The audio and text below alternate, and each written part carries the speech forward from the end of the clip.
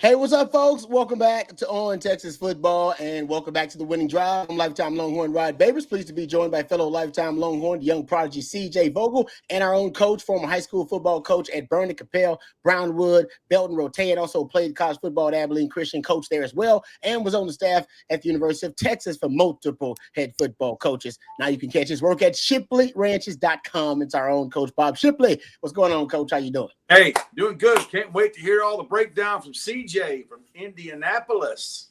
Yeah, CJ had a good time, man. Well, I don't know if he had a good. I assume he had a good time. I ain't actually asked CJ if he had a good time. I assume he had a good time because it was a hell of a show out there in Indy for the Longhorns, which we'll get to. We'll talk about the combine and get CJ's thoughts.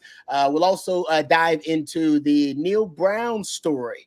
And I'll give my man Jeff Howe some credit. He's the first person I heard mention it. And not as a report. It was actually just a prognostication. It was one of his predictions. He said, you know what? I think bringing a guy like Neil Brown on as an analyst would be a good idea. I'll give some props because it looks like that is being reported as something that could be materializing for the Longhorns. So we'll get into that story as well. But of course, you guys drive the show, whatever direction we want to go. Super chats jump to the front of the line. You can interrupt the show at any time. Questions, comments, we'll try to address as many of them as we can. So we appreciate you guys. Also, I believe we're going to have Stevie Lee joining us as well coming up a little bit later on, just here in a few minutes. We'll get into my former teammate, lifetime Longhorn, Stevie Lee. All right, let's dive into it first, though, guys. You give me your thoughts, CJ. I feel like for the second year in a row, and maybe we're just being homers here. Maybe it's just us inside the burnt orange, bubble behind the burnt orange curtain. I feel like if there was an unofficial award for a team, a program that could win the combine, I feel like the Longhorns, it felt like they could have done that too, just from some of the showcase performances, especially the speed specifically. And not only that, just the fact that Sark came on and Sark got a chance to talk about his guys.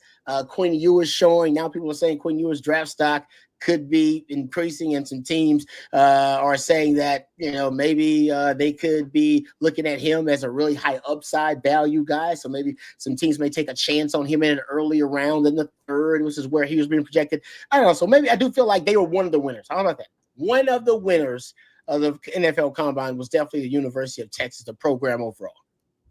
Yeah, I totally agree. And Rob, you mentioned it for the second straight Combine. The big storyline is Texas and Texas speed, specifically at the wide receiver spot, right? Last year was the 4.34 of Adonai Mitchell, and obviously it was the broken record of Xavier Worthy in the 40-yard dash that had all the buzz out of Indianapolis, and this year very much the same, right? Maybe not as much as last year, right? When you have two guys come out saying they're going to break the combine record and, they run in the 4.3s, maybe not as much as you'd kind of hope and expect with those comments. But at the end of the day, a 4.38 for Jaden Blue and a 4.39 for Isaiah Bond, especially with the top end miles per hour that he was able to log, very impressive stuff. But Matthew Golden, my goodness. And I've got to put my hand up right away and say, hey, right here, big time wrong on Matthew Golden. Because, look, I came into the combine. I came into about a month away from where we were today saying, look, the tape is there, but you got to have that one really elite trait that NFL scouts can justify taking a wide receiver in the first round. There's just so many wide receivers that you see go in the third, fourth, fifth rounds that have tremendous careers, right? Rod, we talk about it all the time. Mm-hmm. Wide receivers are a dime a dozen. What separates you from the rest of the pack, and should it kind of put you into that category to go in the first round? Well, a 4.29 will do exactly that. I didn't know that Matthew Golden had that in him. I knew that he was quick, but I thought he was going to be more kind of short yardage, kind of make you miss quick, if that makes sense. Now, 4.29 puts him in a different category. 9.5-inch hands. He came in at 5'11" and some change. That is absolutely going to be enough to check the boxes as a measurable on the tests, the on field. When he does that down in Austin, he's going to be a first-round pick. And as we talk about it, Kelvin Banks tested well. Jahdae Barron tested tremendously. Texas have three guys in the first round of the draft when it comes around, April 24th. Again, 2 years in a row, speed is the big deal that we talk about coming out of the combine in Indianapolis when it comes to the Texas Longhorns. Just as Steve Sarkisian, in my opinion, kind of hoped it would be. Yeah. Coach, did you expect Matthew Golden to run a a 4.29. Did you expect that? No, I'm with CJ on that. I did not, but I trust Jackson's judgment on receivers because he trains receivers all the time, and I know he is kind of the things that he tries to teach. He saw in Matthew Golden from training camp and said, "Dad, I'm telling you, this guy is the real deal. He is hands down one of the best receivers I've ever seen at Texas. Just the way he breaks out of his routes and, the way he runs his routes and, all those things. And then you add a 4.29 on top of that. I agree. That's a first round draft pick. And that's just, incredible for our program and, for the legacy that we're starting to build with wide receivers, over the last 3 seasons. It's really exciting times for sure. Yeah. Hey, End up hey, being Rob, can I go through this real quick? Because I think you'll like it. And I coach in our chat, our OTF chat earlier this week, and I gave Rod good news and I gave Rod bad news. I've not yet updated it, so I forget who had just ran Rod. It might have been Jade. I don't know if it still stands, but after Jade ran his 4.39, Coach, I'll give you the option too. Good news or bad news first? I always take the bad news first. Give me the bad news so I can soften it up with some good news. Give me the bad news first. Yeah, let's go. All right. The 4.39 of Jade Barron bumped Rod Babers to number 10, right? Oh! The fastest Longhorns in the 40-yard dash of all time. Wow. You're still in the top 10. That right. Well, Still that was what, Friday afternoon? That's unbelievable. So the good news is Rod's still top 15, but I think the bad news now, Rod, even after Matthew Golden and Isaiah Bond, bumped out. Oh yeah. So you're in top 15 now? Yeah. You know what? That doesn't surprise me. That's like being in the DBU all-time rankings. Like I'm just gonna keep getting bumped out. But I appreciate that. See, I appreciate you looking that up. You know what? Now I could brag that I was once in the top 10. Yeah. I could brag at one point that was the case. But no, you're right, man. This is the stat that I got from Next Gen Stats. It's a really cool stat. You guys are proud. And by the way, Bobby did his own research as well about the 40-yard dash and had a great stat that had 4 players running under 4.4 in the 40. That was the most that any program had at the combine in the history of the combine. But the one stat that I love from Next Gen Stats, it actually had it said over the last 2 years, Texas has had 4 different players not only go under 4.4, and this is same thing as Bobby's stat over the last 2 years, go sub 4.4, but they said it reached a top speed of 23.5 miles per hour or higher in the 40-yard dash. And here's the strange thing.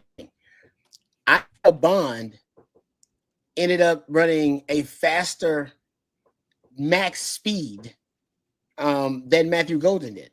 This is why I'm glad that I can break it down analytically and kind of see how freakish it is. And Bobby was talking about this yesterday. So I'll give Bobby credit. Go look at how because I marvel at the efficiency of Matthew Golden. That's why the 40 actually matches up with the tape.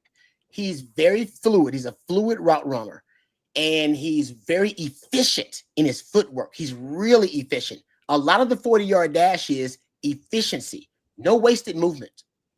If you're a wasted movement, man, in the 40, oh, dude, right. You just drop it. You're just dropping your time. Every little wasted step, every little wasted arm movement, all that. Go look at how efficient Matthew Golden's 40 is. It's really efficient, but he doesn't reach the max speed of Isaiah Bond, right? But because Isaiah Bond is not efficient in his 40, he popped straight up, and there was a lot of wasted movement in his 40. He kind of panicked after he had the bad starts, and a lot of that can also affect you. And for him to also, and Jaden Blue both, to call their shot, and Xavier Worthy gave him a little. I'll give Xavier Worthy as a man, so he took his shot on Twitter of like, hey man, y'all need to respect those who came before you. But for them to call their shot, guys, they were running really fast. They were running faster times in their workouts. I was running faster times than I ran in my workouts too. Most guys are disappointed at 40. I guarantee you, Bond and Blue were both running much faster in their workouts. And that's why they made that grant that claim that they were going to run 4-2-1 and then threaten Xavier Worthy's 40 time. But the pressure of the combine. Were they laser times in practice? It's a good question. Yeah, they got that technology. They got the same technology. I mean, you're using a trainer with a stopwatch. No, they got laser time, coach. They got the same technology. The combine training is an industry now. Those guys are training with like the top trainers, and they got the same laser technology too. And it's a pressure of the combine.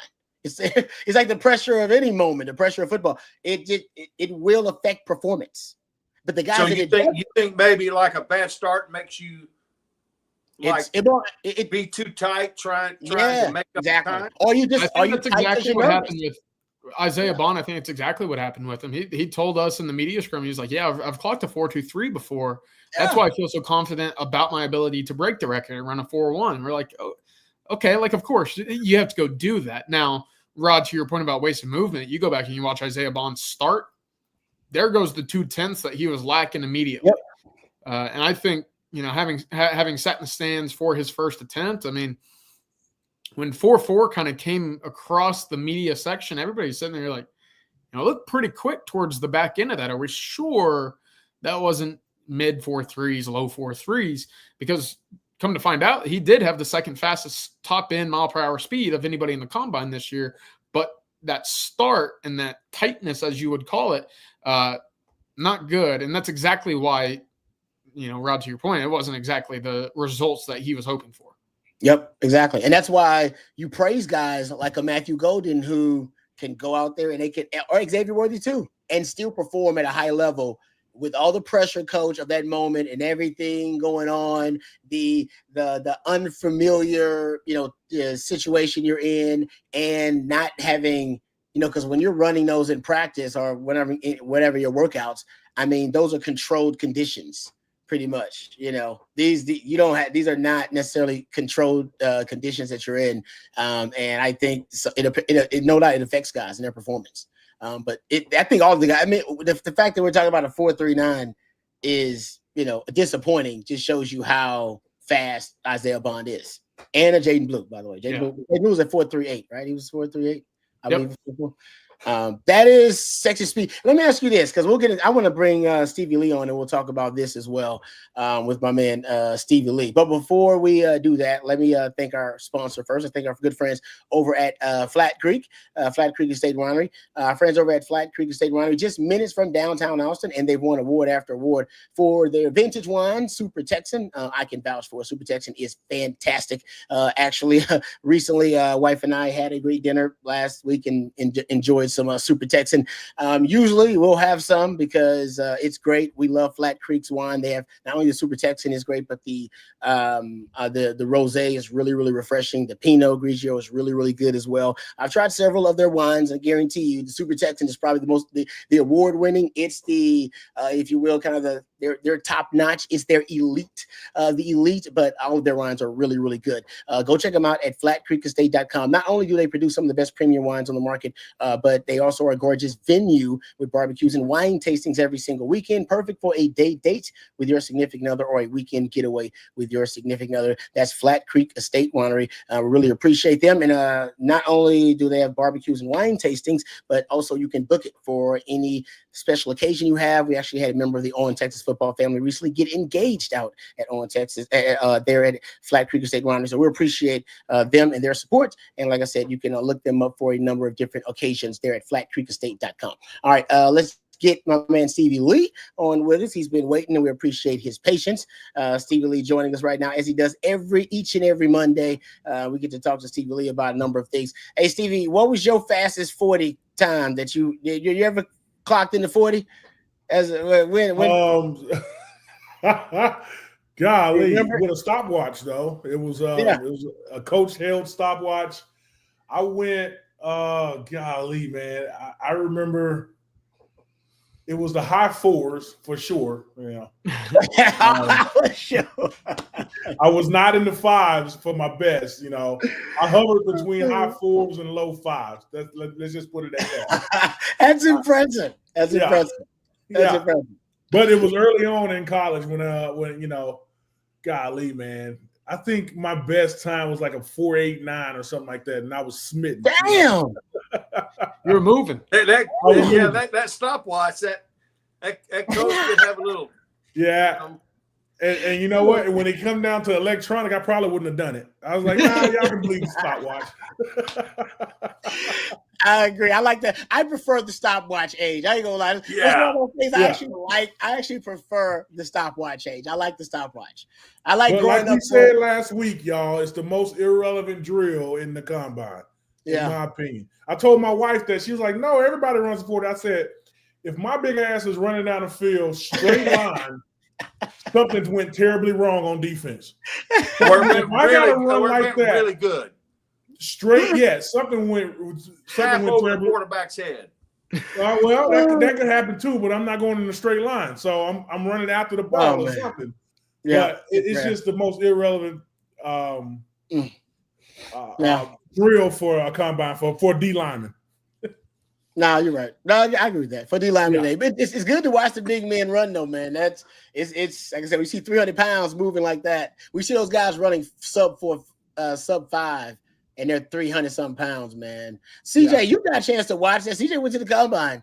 Did you? Which one? How many big guys ran sub 5 up there? That was 300 something pounds. Didn't they get one or two of them do it?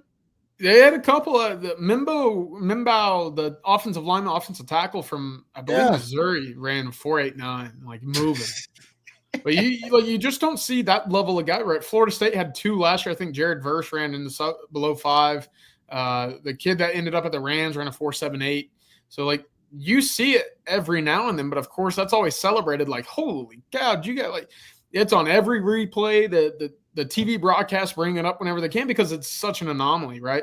Man, like it was paraded last year as well when Tavondre Sweat ran a 5.27 or 5.26. Look at that. Thank you for bringing that up. Yeah, how many of these guys truly are north of 300, 310 pounds? That's probably a good question. Of course, Texas played Tyrion Ingram's Dawkins this year. That I totally believe, but I believe a guy like CJ West at Indiana pushing just maybe 302 pounds.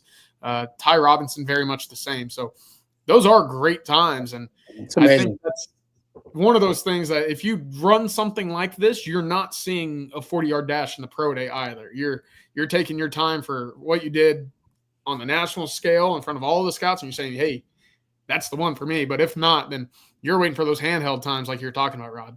That's crazy. Yeah, I can't believe that, man. I can't. That's the freakiest stuff at the combine is those big men running 40s like that. All right, Stevie, let me ask you this. We got one of the guys that coached us back in the day, back on the 40 acres, and coaching Keena. I'm giddy about it. I've been asking for this and hoping and praying for it for a while. Glad it happened just for him because I know he's got a lot of roots in Austin and he loves Austin and loves the University of Texas.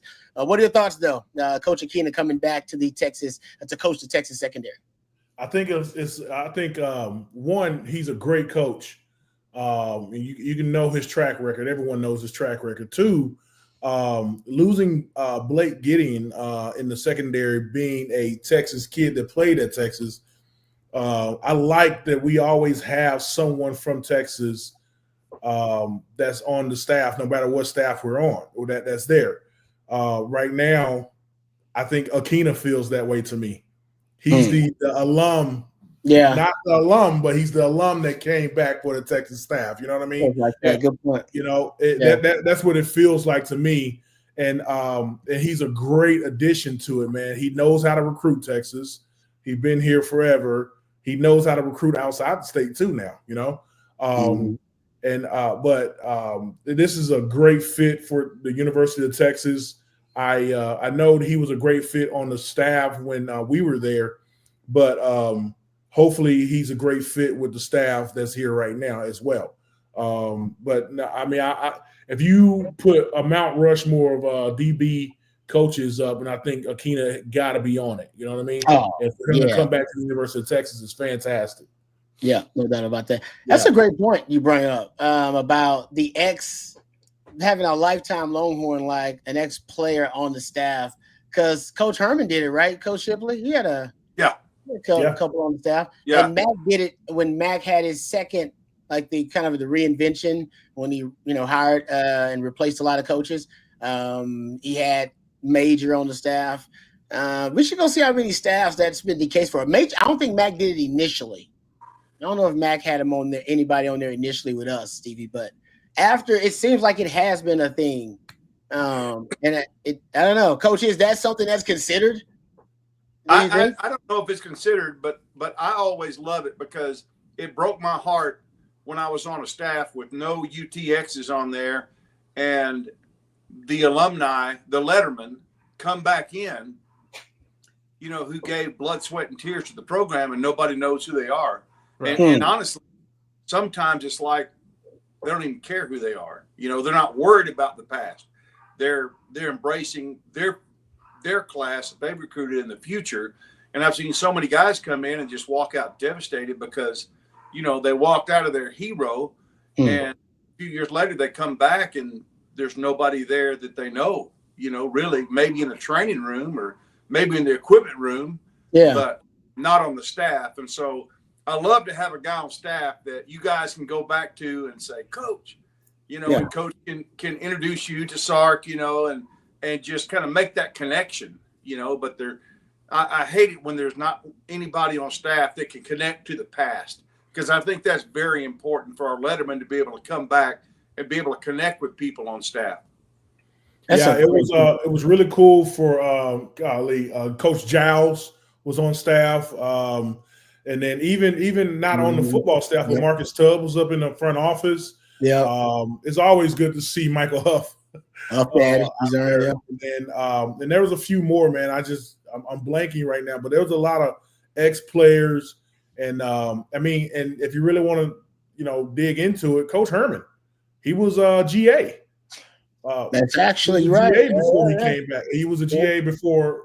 Yeah, no, you're right. You're right. He was GA back when I initially first was on this. When I first came up there, right? He was like on that with Oscar Giles, I believe, right? Yeah, exactly. Yeah, he was a GA with. He had to ride with Ricky Williams in a parade one time. Yeah, make sure just kind of be a bodyguard. He was the running back GA with Ricky. I've seen that picture many times. Little old, like a 22-year-old Tom Herman with Ricky. So that's the feel that I'm getting with Coach Akina, man, is that he was here before. He's a lifetime Longhorn, and he's coming back to his roots. I like to think that we're the roots, Yeah. No, I like that connection to the past thing. No, that is good. Yeah. I don't even know if it's a consideration, but it has happened. It seems like with multiple staffs. Rod, I was going to add, y'all got to talk to Quandre Diggs on Friday, I believe. Yep. And the way that he kind of spoke about Akina, I think it fits exactly that, getting the guys that were recruited or got to play for him for a year or two or their entire college career. I mean, it's great to come back, feel that familiarity. And again, who as a college kid, and I don't know if y'all could speak to any stories that y'all have, but if you're a 19, 20-year-old kid and you see a Quandre Diggs or a Michael Huff, or you see a Bijan Robinson around the facility, why would you not want to shake their hands, put a little bit more effort into it and say, hey, y'all set a good example. Let me see what I can do to be in the same conversation as you guys. And when it's my time, right, I think it pushes those kids a little bit more. And of course, from a recruiting perspective, I'll say this, certainly doesn't hurt when you have all pros or an Xavier Worthy or whoever it might be coming back to campus for these days in the spring and whatnot, to be around the team, the facility, and their former coaches. All sorts of folks start to take notice. Yep. I would love, Stevie, to talk to some of the guys, and I think you have a good relationship with a lot of the guys that were pre-MAC, right? The guys who were involved in the program. And because I know it from a MAC perspective, and MAC was big about the family. And the guys, and that's when all the guys started coming back for the pro days and coming back and shout out to my man, Roy Williams, BJ Johnson, Sloan Thomas. They had the Cole Pittman. You talked about the Cole Pittman. That's made, right? And they do the golf tournament, and the guys would come back for that. So, and a lot of guys just love Austin, number one. So they come back, they live in Austin. When they buy property, if they can afford it, they buy property in Austin too. And so I think I give a lot of credit to Mac. I don't know if it's something that existed before Mac. It could have, but I know it from Mac really promoting like, hey man, come back, and you guys are always welcome. Like you're always welcome to come back, and when you come back, you'll be celebrated, and now we'll show you love. Whether you're balling in the league or you just a guy trying to make it, or you just made it or didn't, come back. And he was around long enough to be able to establish that too. You got to be around long enough to do it. You ain't around long enough, you can't do it. Yeah, and that's one of the things that I'm really worried about with the whole new landscape of college football. When these kids can just transfer, we had guys coming back because we were all friends, and as I was a freshman, and the big guys, Sean Rogers and Casey Hampton would still come back, and we would still hang out.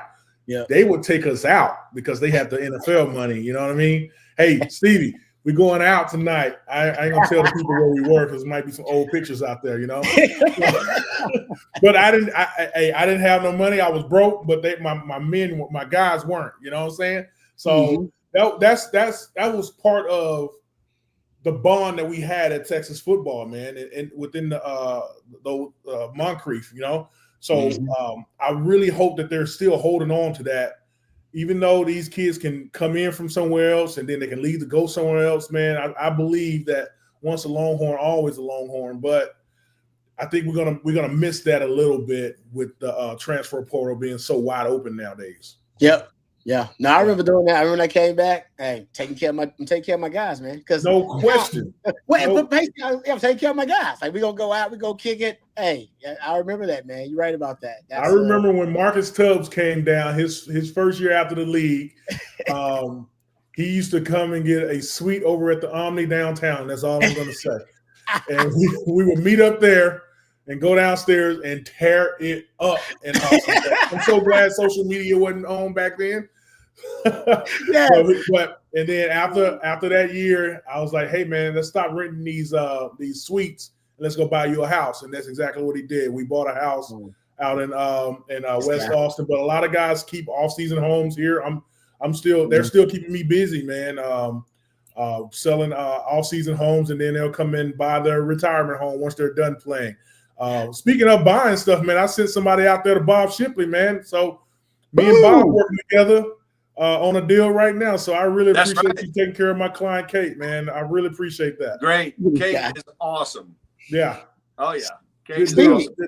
We're going to find her exactly what she wants. Let's go. Absolutely. So, hey man, we're working together, man. I love it. Y'all look up Stevie Lee's. Y'all look up here. See, there you go on social media at Stevie Lee 65. There you go. Look him up. Jay. He can make a lot of different deals happen. You know what I mean? There you go. He's always. If it don't make dollars, it don't make sense, bro. Keep it in the family, Stevie. Keep it in the family, brother. Exactly, and that's part of it, man. We always keep it in the family at the University of Texas, man. That's my point, and I really, really wish we can hammer that home to all these recruits, man, because when you come here at the University of Texas, they have access to me. They have access to Rod. They have access to Diggs, all these guys in the league. When you come in as a freshman, just think about the access that you have, man. And there's no other university like us that's doing it like us, other than like the U, maybe. You know what I'm saying? Our guys always reach back. And then, if you really want the help, just reach up and they got you, So, man, that's real. We were just talking to Quandre about it, and Quandre said the same thing. He was like, I'm talking to the guys right now. He said, I've been in communication with all the DBs, and he wants to be more involved when he comes back, man. It's a beautiful thing, man. Great and one more thing, and I'll let y'all go, but it's not only just football. It's life as well. It's me in the real estate market, it's our sector. It's people in the financial sector. It's people in the coaching sector. So we got reaches throughout business, throughout coaching, throughout athletics, and all that stuff. So, man, I really wish they can hit these recruits can really get that hammered into them, that this is not for the next 4 years of your life. It's for the next 40 years of your life. Boom. There you go. I can't sell it better than that right there, ladies and gentlemen. I can't do it better than that. We're going to end it on a high note. Thank you very much, Stevie. We appreciate it, man. Always a great message from you. And tell that beautiful family we said hi. Got you, man. Hook 'em, guys. Thanks, See you, Steve. Courtesy of Hargrove Roofing, friends over at Hargrove Roofing. Check them out, hargroveroofing.com. Offices all over Texas, Louisiana, and Arkansas. Hargrove Roofing, the choice of customers everywhere for superior, reliable service. So if you're in need of a new roof, reach out to hargroveroofing.com or 512-645-3202. All right. That's keep it in the family, Rod. Keep it in the family. Beautiful thing. Speaking of the family, let's answer some questions from our own Texas football family here. Thank you guys for the super chat. Clint is up first here. He says, why do some choose to only do certain workouts at the pro day and not the combine? What benefit does the pro day have over the combine? To me, it's a preference. Yeah. Now, some back in the day, okay, now I think it's more of a preference, but back in the day, there was a belief that basically, do you have a fast track at your school, your program, right? Wherever you work, and you would know that because you've been working out on that track. Is it a fast track? And you feel like you would be faster there than at the combine? And that's that. A lot of that determines. Now, I just thought I'm gonna do both. I would give myself margin for error, and I would do both and see if I like the combine time, then the combine time sticks, and I'll give myself another chance to run it if I don't like it. So I always thought it's good to go run at the combine, but that's always how I thought it. Now, if you're talking about all the individual workouts, I did everything at the combine, the drills. If you're a Jag like I wasn't a first. If you're a first round pick, you can decide what the hell you want to do. I'm not doing that. I ain't doing this. I'm doing that. If you're not really one of those guys, and I these days it's a little bit different. Hell, you got guys like Alfred Collins who decide he's not doing it. He's not a first round pick. But I didn't think I was in that situation, so I did everything at the combine. Like I'm trying to increase my draft stock. So I think it depends on how much leverage you believe you have as a player and where you think you will perform the best at your individual like school program where you've been, or if you believe you can go to the combine and show out, or if like me, you want to give yourself both opportunities and margin for error if you screw up somewhere. So yeah, I like what you said, Rod. I mean, I kind of like the idea of giving yourself room for error, that margin for error. If you're a guy that's projected to go anywhere from rounds like 2 to 6, why would you not? Right. And unless you're dealing with something as Vernon Broughton was, who had, a bit of a hip flexor leading up to the Senior Bowl, or maybe, to your point about wanting a faster track. I know that sometimes the turf at home fields it's pretty thin versus what was on display in Indianapolis. So I don't know if that necessarily goes too much into it, but I like the idea of going out there and look, Jaden Blue had a bad day running the 40 per his standards, and he was still the second fastest running back in all of the combine. Now, he could always come out and run a 4.33 or a 4.3 flat in Austin, and that's great, but he's already set the baseline for being the second fastest running back in the combine, and that's what that does for you. And I like it from also a competitive standpoint. I got into an argument with a good buddy of mine from high school who went to go play a Division I football earlier in his career, and he said, look, the number one thing that I think this combine does, and it's changed throughout the years, obviously, as we've talked about, I think it's the last 7 quarterbacks who have gone number 1 overall, not a single one of them has thrown at the combine at all. But it showcases that, hey, these guys are willing to come out here, put their draft stock on the line, and compete with who's in Indianapolis with them. And I like that. As a football player, you have that kind of bravado that the guy across the line of scrimmage is no better than I. And if you're able to walk into a line with 20 other quarterbacks and say, hey, I got the best arm here and I'm willing to showcase it with quarterbacks that I've never thrown to before, I think that goes a long way. Now, again, there is the pro day aspect where you're throwing to 4 or 5 guys that you've always thrown to. And that familiarity, I think, showcased a little bit with Quinn Ewers when he was throwing the comebacks and running backs are running curl, or the wide receivers are running curls. That ball is about 5 yards off, and everybody's using the clip to say, hey, he had a bad day. And it's like, no, there's a miscommunication there on what the route should be. But that goes into the optics point of view and why sometimes you see these guys sit out. But I have a hard time looking at it for guys that are kind of in that middle round range and say, you're better off just saving it for a one take. And also, give yourself some room for a little back and forth there. Hey, CJ, fill us in on the inside scoop with Gunnar Helms at the combine. Yeah, absolutely. That's a great call, Coach. So Gunnar Helm, for those that watched, I believe he ran Friday night, maybe. Bad times, just bad times. A 4.94 and a 4.83 were his two reported times in the 40-yard dash. However, he was running on a pretty banged up ankle, and Matthew's pulling up the photos right now. He twisted his ankle on his first go around. You see it right there, that photo on the left. Not pretty, looking like a firework right there. But look, he was set to go, and I'm not exactly sure what the scouts see to whistle back a 40-yard dash, whether it be a hand moving too quickly or the body leaning over the line too much, whatever it is. But immediately after he took off on his first attempt for the 40-yard dash, they blew the whistle. He took about 4 or 5 steps. Well, within those first couple of steps, he rolled his ankle, as you see here in the photos.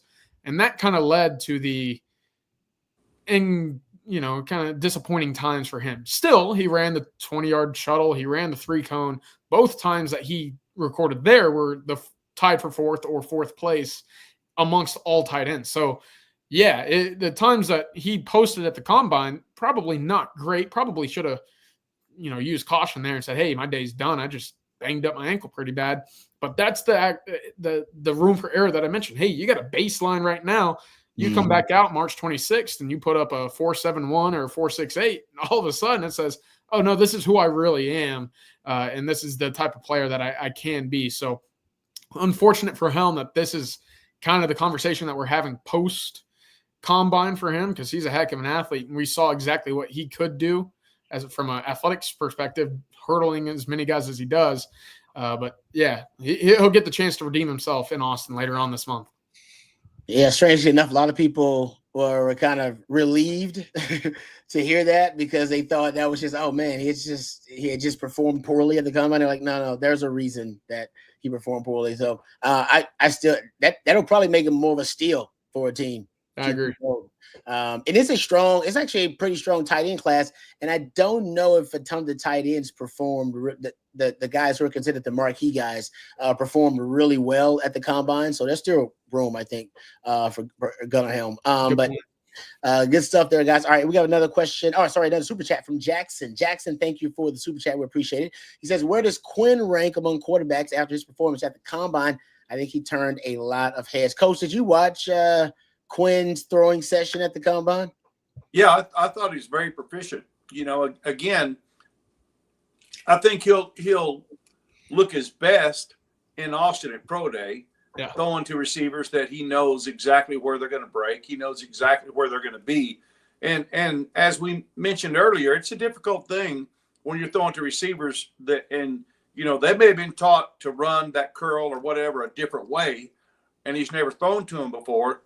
You got to have a little mercy there, for quarterbacks, because they've been used to throwing to the same guys for 3, 4, 5 years. And then you throw new guys out there and there's some type of miscommunication. I really look forward to seeing even what he does on Pro Day. But I thought he performed very well. Yeah, I agree. I thought it was an accurate day, especially on some of those outbreaking routes. He put the ball where they needed to be. Now, you can still kind of debate some of those deep throws or whatever. I'm not going to get too nitpicky, but where does he rank amongst the other quarterbacks? Look, I think Cam Ward, Shedeur Sanders, probably 1, 2. You can debate who's in which place, but they obviously did not throw. The only quarterback that I saw during the combine that was on the same level as Quinn was Jackson Dart. I thought he had a really solid day. And right now, I think that conversation between the two of who goes as QB3 is pretty up in the air right now. So we'll see again. I think the combine is going to be, the pro days are going to be big for both. Quinn getting up to 214 pounds, Coach. I thought he had the chubby cheeks back. We saw them his first year here in Austin. Of course, he had the mullet to go with it. So it was kind of fitting the persona at the time. But right now, again, this is the heaviest he's been. And he's going to run at the pro day. And I'm expecting, based off some conversations, I think a 4.68, 4.73 in that range is kind of what they're expecting right now. Wow. That'd be impressive if he actually. I know that for some reason all the projections have him running pretty fast. There was one that said like 4.48, and I was like, whoa. Like it's not Arch, man. What are you talking about? All right, no, good stuff there. All right, so we'll get to some more questions, but we got to talk about the Neil Brown story, which I think is pretty interesting. But first, let's thank another one of our sponsors, our friends over at South Point. Hey, Texas football fans, you can score an easy extra point this season when you get to the point over at South Point Dodge. South Point Dodge has over 600 vehicles in stock right now, including a great selection of Ram 1500s, 2500s, and 3500s. Whatever your truck needs, South Point Dodge is your one-stop shop. And speaking of scoring big today, you can score really big on right now a great deal. They have over 50 Ram 2500s all marked down with huge savings over at South Point Dodge. So you can go check out their inventory in person off of I-35 in South Austin, or you can go online, make it easy on yourself. Go to southpointdodge.com and you can see their fantastic inventory there as well, and also see all of the great deals they have at South Point Dodge, whether it be trade-ins or whether it be a new car or a used automobile. Trust me, my friends over at South Point Dodge, they can take care of all of your automotive needs. That's Austin's automotive everything, southpointdodge.com. Whatever your truck needs, South Point Dodge is your one-stop shop. So we appreciate them for being sponsors of the Winning Drive and being a part of the Owen Texas football family. That's southpointdodge.com. All right, guys, let's get into this. And like I said, I give a lot of props to my man Jeff Howe, because before this actually became a story, he did mention that he thought it would be a good idea, but it seems reports have now stated that multiple reports have now stated that Neil Brown, former West Virginia head coach, has emerged as a target for a role within the Horns coaching staff from the with an analyst role somewhere around there of something. Maybe it could be a special actual, kind of a special projects manager, whatever it may be. But thank you very much there, Matt. But he is targeting basically he's being targeted with a role of some kind on the staff. What are your thoughts about this, CJ? I mean, I think the more the better, the more the merrier. But what type of role do you think or envision for him on the staff? Yeah, I think it's a great call. We've seen throughout the years the Nick Saban rehabilitation school for head coaches, right, has essentially been what Alabama's become. Texas has already started to do this as well. Paul Chryst has been a guy that Texas brought in. Mm-hmm. Now you bring in another former head coach with Neil Brown. Look, I kind of fit that same mold there as a Paul Chryst, right? You're going to help in the run game, maybe the offensive line, maybe the running backs to go work hand in hand with Chad Scott. I think it makes a lot of sense, right? We talked about it when Chad Scott was hired, Rod, and I know that he was the offensive coordinator the last 2 years, but it was Neil Brown calling the plays. Well, what did West Virginia do a whole lot of? Well, it was run the football.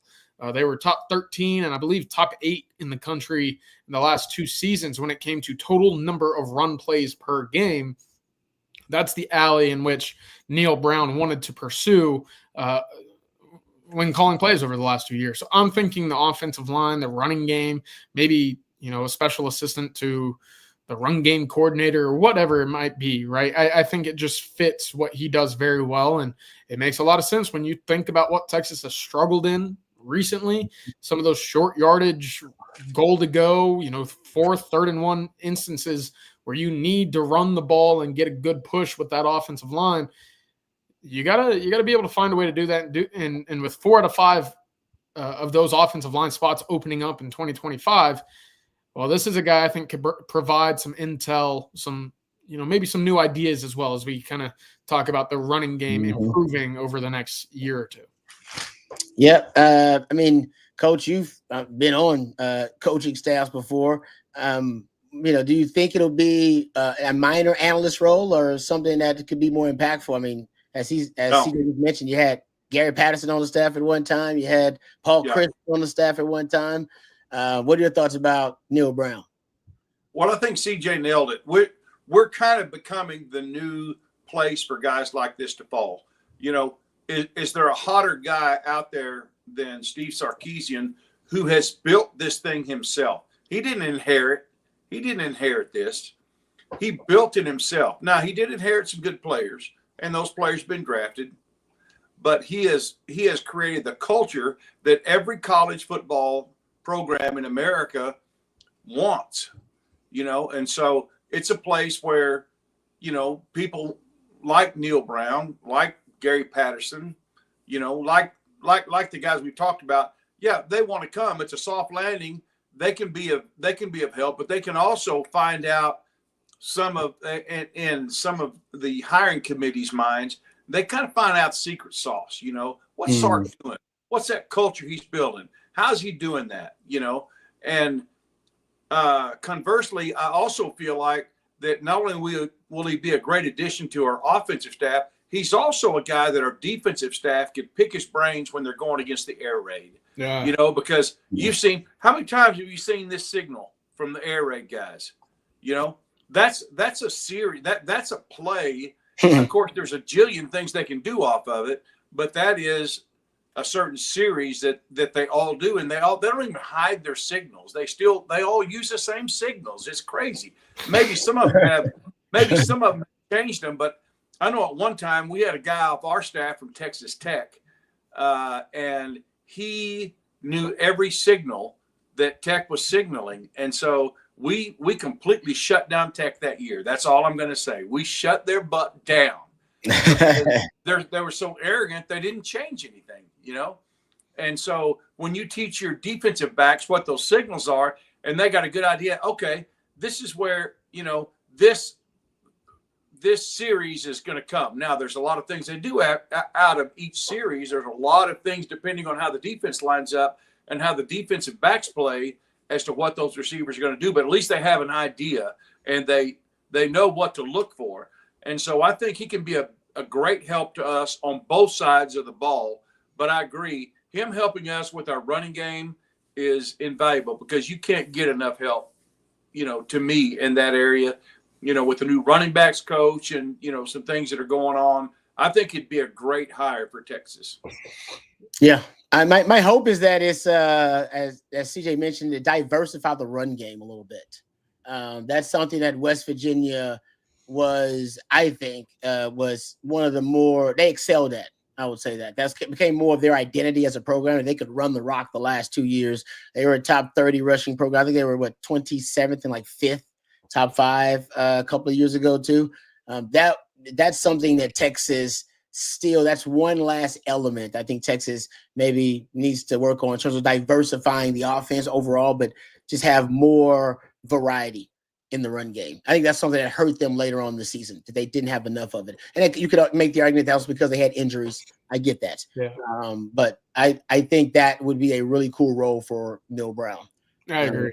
So, yeah. Coach, I like what you had to say about the signs too, because I know that there's the twist to that is, say you have a specific sign, but there's always a special or, whatever the tag on sign afterward that you have to be wary of, rather signaling a comeback or a play that's designed to have a comeback on the outside. Well, you hit them with the little special, and it's now a comeback and go. Well, then you just got bit. So it was interesting listening, kind of checking in on a few of those player availabilities in the combine, especially during the linebacking portion, because obviously Texas didn't have a linebacker present this year. Hearing, some of those guys talk about the green dot that they had in college, and, there was a few that, we used the green dot, up until 15 seconds. And then it was all just, I had to look over and find the sign from there. And then there was others that said, no, we didn't use it at all. I had to look directly to the sideline, but I knew the minute the formation came out exactly what we needed to be in, how to approach the defense, what to call, how to get everybody lined up. But, I can't help but think in the NFL, that the way in which you call a defense or an offense is completely different. And now to this point about the signals and, the helmet communication, how much of that does that grow in year 2, having, 1 year under your belt for Texas to have a brand new signal caller, but Anthony Hill to return on the defensive side? It'll be interesting to see if there's any additional wrinkles to this new technology or new wrinkle college football. Yeah. Well, that would have been something, maybe to ask Quinn about how he, what the conversations were like. Well, is it just one way pretty much? Like in terms of Quinn's, like, is it a lot of conversation from Sark? Is he talking a lot, or is it just Sark with quick one hitters, like boom, boom? Yeah. No, I've thought about that too. And I really think they're still signaling. because Quinn's not calling the play he's just calling the offensive line protection or whatever. Yeah. The rest of the guys are looking over to the sideline. So I think there's coaching going on. I think he calls the play, but he said, hey, watch out for that high safety. Watch out for that, certain blitz or whatever. I think there's little tidbits of advice that he gives because everybody else is getting the play from the sideline. They're still signaling. I think it's just a way for the quarterback to get some extra advice or coaching from the head coach. Yeah. If I can add just one thing to that, I did ask Jake Majors over the weekend how close he was to making that offensive line adjustment on the 4th and 13. And you could kind of tell he goes, Quinn beat me by about half a second. And so, because we've talked about it since that play occurred, it was Quinn that walked up, notified what was going on, kind of alerted the offensive line to slide, the running back to pick up, and then the play obviously worked out in Texas's favor. But if you watch, as Quinn steps up, Jake's turning his head to kind of give him that same notification. It's just like, hey, look out. He goes, yeah, Quinn beat me by that much. Bro, that's a 3rd-year starting quarterback and the 4th-year starting center for you or whatever. I mean, that's what you get. And that's why 4th and 13 worked, man. Perfect play call and perfect execution by those guys. All right, so my man CB says, CJ, great job at the combine. I agree. CJ did a fantastic job. Thank you, CB. I really appreciate that. Thank you, CB. And CB, I did get the package. Boom. I'll get that done. Appreciate you as well. All right. Got a few questions we'll hit here. I know we're coming close to the end of the show. How about this one from Jackson? Jackson Kelso, actually, because I got a couple of Jacksons earlier from Jackson. Jackson Kelso says, Rod, when you were going through the draft, what team were you hoping to go to? Didn't have a team I was hoping to go to. Strangely enough, I was training in New Jersey for the combine, and I was staying with the Sims family, and I was actually working out at a facility that was kind of partly owned by Phil Sims. And I think that was part of the reason the Giants drafted me, honestly. So I do think it was about connections because there was I believe some of the coaches had like scouts. They were there like with their guys. Like it was weird. It was a weird kind of place where some of the current guys worked out there too. That kind of thing. So I think that may have been one of the reasons the Giants drafted me. They regretted it later, but I'm just saying. Come on, Rob. It's 420 somewhere.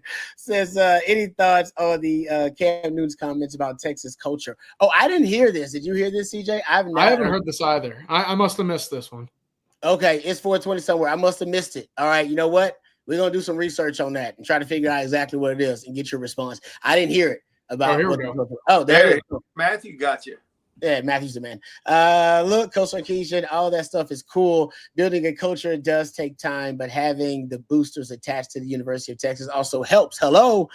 They have the #1 recruiting class in the nation and probably the #1 spend in the nation. Come on, dog. Come on, bro. I'm not trying to discredit the importance of building a culture. It takes time, but come on. Any great coach knows that they need great players. Nowadays, these players are a great expense. We're going to look back at how college sports were impacted by NIL and find a commonality that teams who are winning are spending a lot of money. I'm not going to be the bearer of bad news, but I'll be the processor of real news. Oh, thank you very much, Matthew. There you go. I'm not taking anything Cam Newton says seriously. I'm sorry.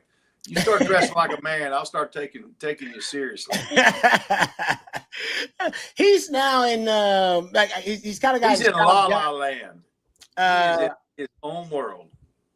That's his opinion, but I'll say this: it's now that don't hate the player, hate the game. Like that is now college athletics. Like that's NIL is law. That is the law of the land.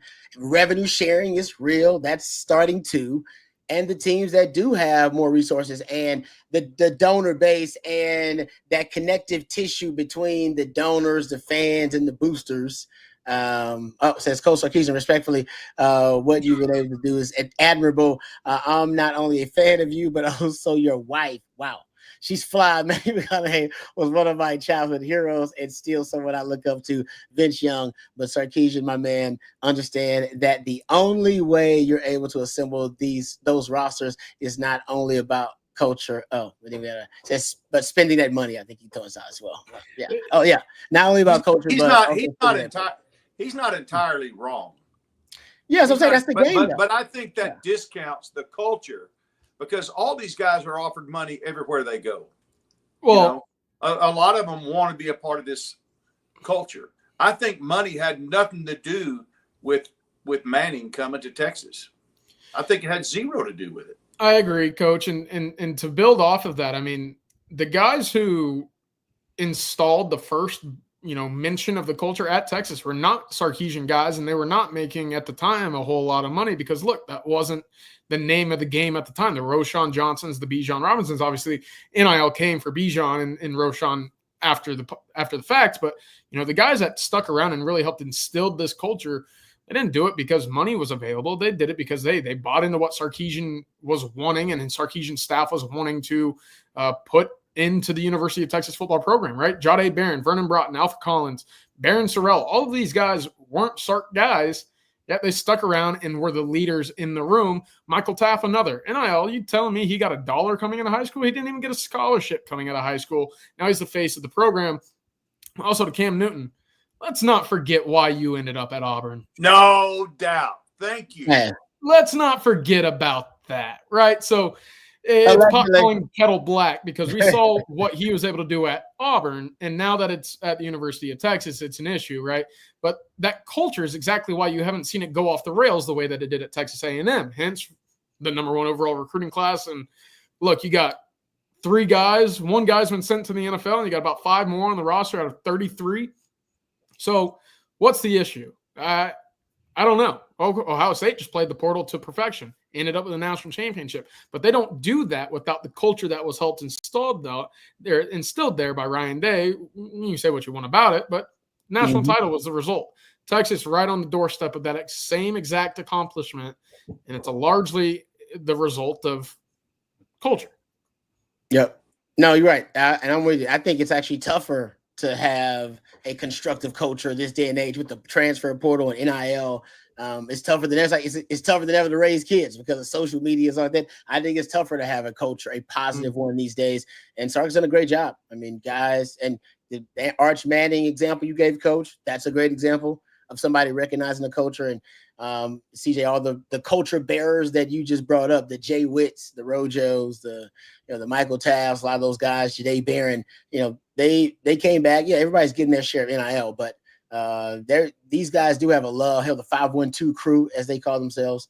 There is a difference, and I've always said this. There's certain players, and you can transform from one to the other. Either you come to play at Texas or you come to play for Texas, and you want as many guys who came to play for Texas as you can get, because those are the guys who want to leave it better than they found it. That is their #1 goal. Is to leave the program better than they found it, or to keep the standards. That is the standards as high as possible. Yeah. And there are a lot of guys now with that mindset. And I think either they've weeded out the guys, the at Texas guys. Hey, I want to play at Texas because I just want to be cool because I'm at Texas. Those at Texas guys, and they were around when I was there too. All right. You just, you can't help but have a few in your locker room. You're going to miss them. All right. You're just trying to weed them out. But when that's the majority of your locker room, you're in trouble. And at one point in Texas, that was a lot of at Texas guys instead of for Texas guys. Now, hell, man, it's like 95% of that team is for Texas guys. They came for the right reasons, and that's the culture. I also think Arch Manning committing and signing with Texas for Texas recruiting as much as anything, as much as NIL did, because people want to play with guys like that, and guys like that, even though Arch is worth more than anybody else in the country in NIL money, that's not why he came here. That's not the reason that he came here. And so I think the NIL and, let's be real, Arch Manning was a huge reason that we've got a lot of the receivers and the personnel that we've had.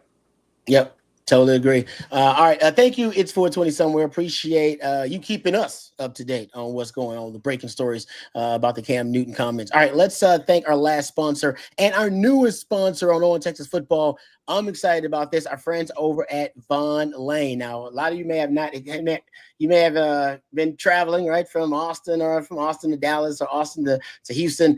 Von Lane is the only way to travel. I've actually taken it a couple of times myself. I've taken it to Dallas. I've taken it to Houston. And I know you tried probably flying to these places, or you tried driving. Now it's time to upgrade your experience to Von Lane, the smarter way to travel between major Texas cities, folks. And for out-of-state listeners, Von Lane now connects Nashville, Memphis, and Atlanta as well. Let's face it, flying is a hassle. We all know it. The security lines and, the gates and delayed flights and, oh man, all for a 50-minute trip. Usually it's just more of a hassle than it's worth. Driving also can be, very, that can be for some folks, that can be a lot of a strain.